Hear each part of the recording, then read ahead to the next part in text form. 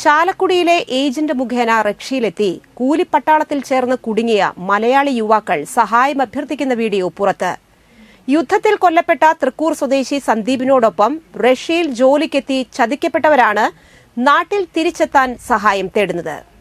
സാമ്പത്തിക പ്രശ്നങ്ങൾക്ക് പരിഹാരമാകുമെന്ന പ്രതീക്ഷയിൽ റഷ്യയിലെത്തിയ യുവാക്കൾ ചതിക്കപ്പെട്ടതായും നാട്ടിലെത്താൻ സഹായിക്കണമെന്നുമാണ് ആവശ്യം.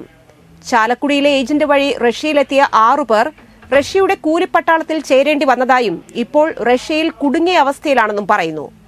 യുക്രൈനിൽ കൊല്ലപ്പെട്ട റഷ്യൻ സംഘത്തിലെ തൃക്കൂർ സ്വദേശി സന്ദീപ് ചന്ദ്രനൊപ്പം റഷ്യയിലെത്തിയവരാണ് ഇപ്പോൾ റഷ്യയിൽ അകപ്പെട്ടിരിക്കുന്നത്.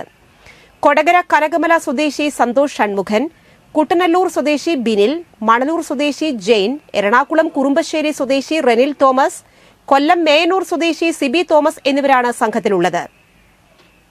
റഷ്യൻ കൂലിപ്പട്ടാളത്തിൽ ചേർന്ന 5 പേരും നിലവിൽ തലസ്ഥാനമായ മോസ്കോയിൽ നിന്നും 1200 കിലോമീറ്ററിലധികം ദൂരമുള്ള ബഹ്മത്ത് എന്ന സ്ഥലത്തെ പട്ടാള ക്യാമ്പിലാണുള്ളത്. യുദ്ധമുഖത്ത് തൽക്കാലം സുരക്ഷിതരാണെങ്കിലും എന്തും സംഭവിക്കാമെന്ന ആശങ്കയിലാണിവർ. കഴിഞ്ഞ ഏപ്രിൽ മാസത്തിലാണ് ഇവർ റഷ്യയിലെത്തിയത്. സൈന്യത്തിൽ ചേർന്നതോടെ വിവിധ സ്ഥലങ്ങളിലെ ക്യാമ്പുകളിലേക്ക് മാറേണ്ടി വന്നു. ചെറിയ ജോലികളാണെങ്കിലും ഉയർന്ന ശമ്പളം ലഭിക്കുമെന്നുള്ള വാഗ്ദാനത്തിൽ വിശ്വസിച്ചാണ് 6 പേരും റഷ്യയിലെത്തിയത്.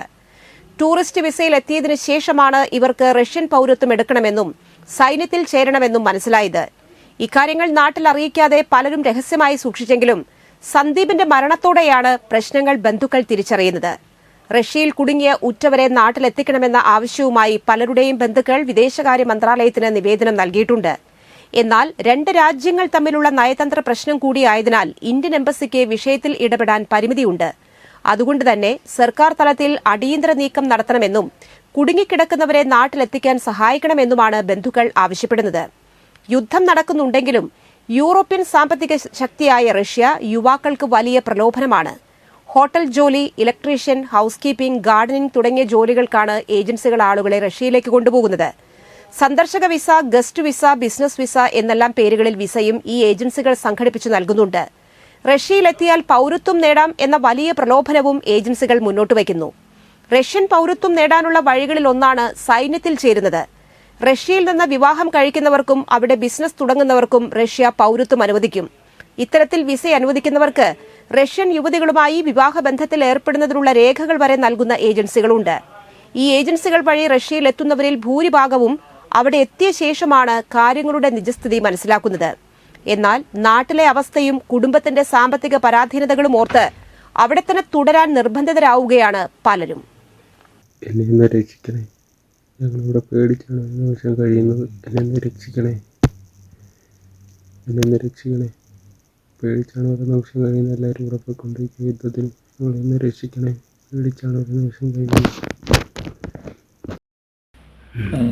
ഞങ്ങളിപ്പോൾ ബഹ്മത്ത് എന്ന് പറഞ്ഞ സ്ഥലത്തുണ്ട്. ഇത് ബോർഡറാണെന്ന് തോന്നുന്നു. പുറത്തേക്കൊക്കെ നോക്കി കഴിഞ്ഞാൽ നിറച്ച് ബോംബൊക്കെ ഒന്ന് പൊട്ടിപ്പൊളിഞ്ഞ് കിടക്കുന്ന ഒരു സ്ഥലമാണ്. ഇവിടെ പണി മിസൈൽ ആക്രമണം, മിസൈൽ എപ്പോഴും എൻ്റെ സൗണ്ട് എപ്പോഴും കേൾക്കുന്നുണ്ട്. പിന്നെ ഞങ്ങളുടെ കൂട്ടുകാരൻ സിബി എന്ന് പറഞ്ഞിട്ട് അവൻ വേറെ സ്ഥലത്താണ്. അവൻ വെടിവെക്കാൻ പോകണമെന്നൊക്കെ പറയുന്നുണ്ട്, അവനെ കൊണ്ടുപോകണമെന്നൊക്കെ പറയുന്നുണ്ട്. അപ്പോൾ ഏതെങ്കിലും വഴിക്കൊരു സഹായം കിട്ടുകയാണെങ്കിൽ അത് വളരെ നന്നായിരിക്കും ഈ അവസ്ഥയിൽ.